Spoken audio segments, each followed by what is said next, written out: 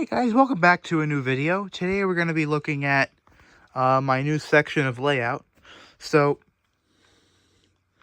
as in the last update video, along here was the old yard, which curved along here as I'm going. And then that was the yard. It ended right by that big switch turnout right there. And that was good enough. But now I have changed my mind and no longer wanted to have a curved yard. So, I changed it, as you can see. And something I haven't really done is done progress. So if you guys want to see more kind of progress photos of me working, I'd be happy to do that. I just would like to know, because it takes more time, but if that is something you guys would be interested in, I'd be happy to do it. Also, I'm thinking about doing painting a brass engine and putting a decoder in a brass engine. If you guys would be interested in that, let me know, because that would kind of show me that it'd be worth making. So let me know. And I'll talk about the yard. So I was doing operating at a friend's layout, and it was a really fun layout to operate. It was a lot different than this one. It was because I'm in use code 100 track. There isn't a lot of options that are pre-built.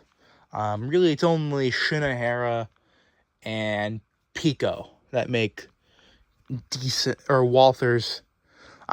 The only one I know is that Pico makes good code 100 track and switches, but they have a very limited selection. So, like the curve turnouts are very limited, because the Walthers or Micro Engineering or Fast Tracks have a lot more options for stuff like that. But because I don't really have the place to build Fast Tracks, or I already had all the code 100 switches, so I didn't want to have to sell all of them and then buy code 83, which is more expensive.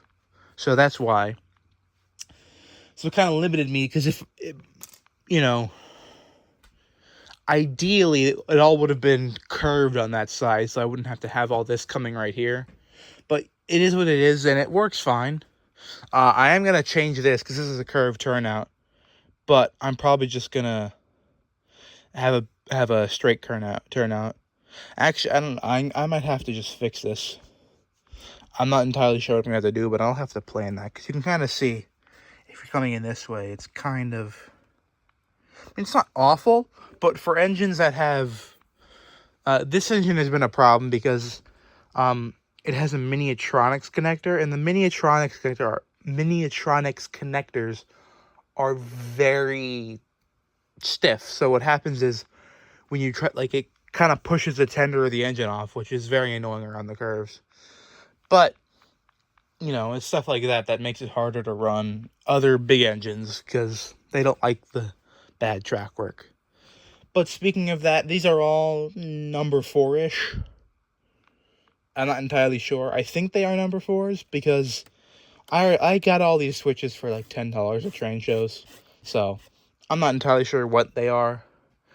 I'm not even sure if they're power routing or not power routing. So that's why I just have insulated rail joiners on all of them, so that because I don't know if they're power routing or not. I know it's pretty easy to tell if you're by just looking at it, but I just wanted to be safe. So this is the main yard, so really the big engines will stay on the first two, which kind of makes it a lot easier.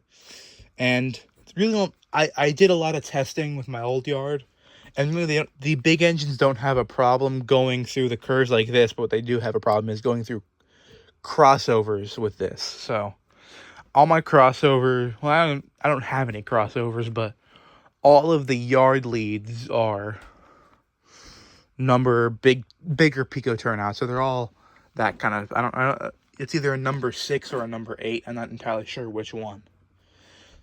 So then over here, right now, this is locomotive storage and caboose storage, but this will be rip tracks and storage tracks. I'm not entirely sure yet. And you can see this switch right here. I might use this switch over there to help with making the radius, making the connection between the curves better. But this is going to go off to there, and that'll be a service. That'll service that as kind of a small industry. And then this track is going to go all the way. As of right now, that's what it's going to do. It's going to go all the way down here, kind of inch away from an inch or inch and a half away from track. And then it'll come in to the turntable, which is going to be right here.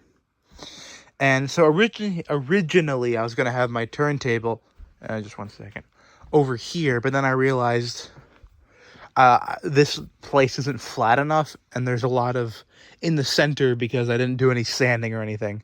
It's a little uneven for my taste, so I'm going to do the turntable over here because it kind of adds more depth. Because, you know, in real life, because I'm not on a peninsula, like, if I had gone back, I would do the one big yard on the peninsula and then have everything else not be. But I don't have enough space to do one big yard, which is kind of annoying, but it is what it is. So I'm going to have the turntable here, which kind of adds the depth, because in real life, yards aren't on 2-foot wide tables that everything else, you just fall off.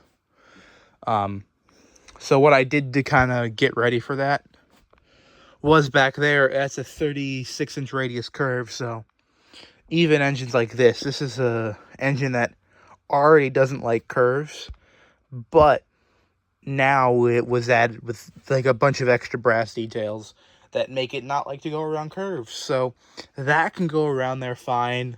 My 210-4s and my Allegheny can go through there perfectly fine. So I'm excited about that. And I haven't had a bunch of time to really test this out because, you know, I was coming off of Christmas break and I did this, and then school came back and work and stuff, so that was fun. But as you can see, something else I've done is I've started doing some painting, and I probably regret doing this a little bit because this is going to be on there, flat on the Homosote, but it'll be okay because what I'll just do is scrape that off, because it's just, this is home. Let me think about my words first.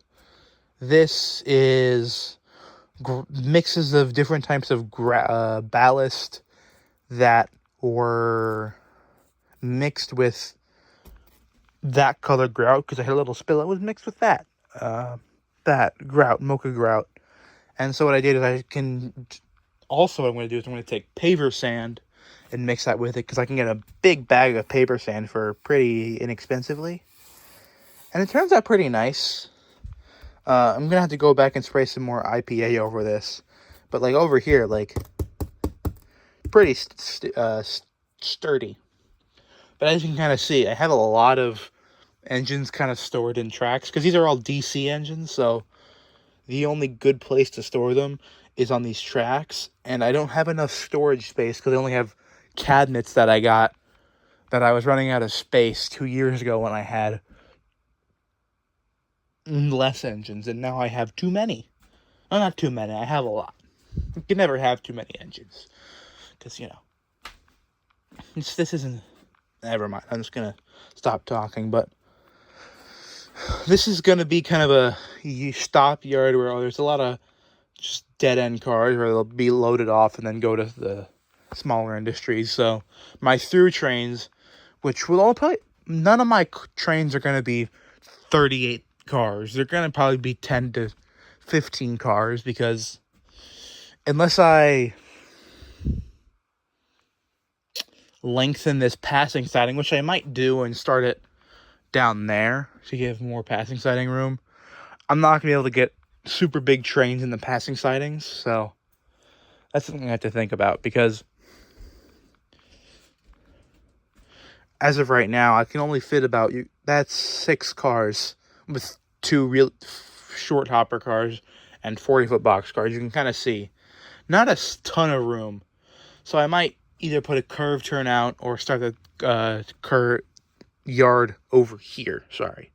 Also, this curve is really wacky because I was lazy and didn't draw it out. So that curve's going to have to be torn out anyway. So I'm not that upset about it. So, but you can kind of see I've been doing a lot of weathering of cars. I kind of enjoy it. It's fun. And it's something to do, because, it's a nice little project that I can do while waiting for stuff to dry, like on the layout. And because I use flow quill paint, it dries super quickly. Like, I can do 10 cars, and in 15 minutes, they're basically dry. And then the last thing for this update, sorry this is running a little long and I'm talking a lot. This is going to be my logging section. So on my old layout, I had a logging section that really I didn't do very well, because it was on the back of a 3-foot section, so I couldn't reach it. So, I mean, because the base was 50 inches, and then it was another 6 inches, and it was 3 feet in. So it was kind of hard to work on. So it's going to be right here, because this is a 2-foot section, so I can, easily reach. Now, shorter people might have a problem with it, but they can get on a stool. And also, most of the switches will just be here. So you'll just push cars back in, and then the rest of them will stay up here. So there's not a lot of work you have to do back there. That's just so you can have more room for cars. And it's not going to be a second. Originally, I wanted a second level, so it was kind of like separated technically. But I've realized that I don't need to do that. And I kind of want to have a big grade, but I don't need a big grade, because I really only need to get like 7 inches at most to get a good separation. So I might do kind of a switchback, because I could do a switchback here and come up in the middle, because there's a lot of room in the middle that I could use. But I might come up in the middle and then kind of do a weird thing and then go behind the coal tower and then come up here, because I want to have that kind of fun operating. But that's for later me. I want to get the base level of the layout running. So if you guys have any questions, let me know, and I'll see you guys in the next one. Hopefully this one does a little bit better than the last layout update.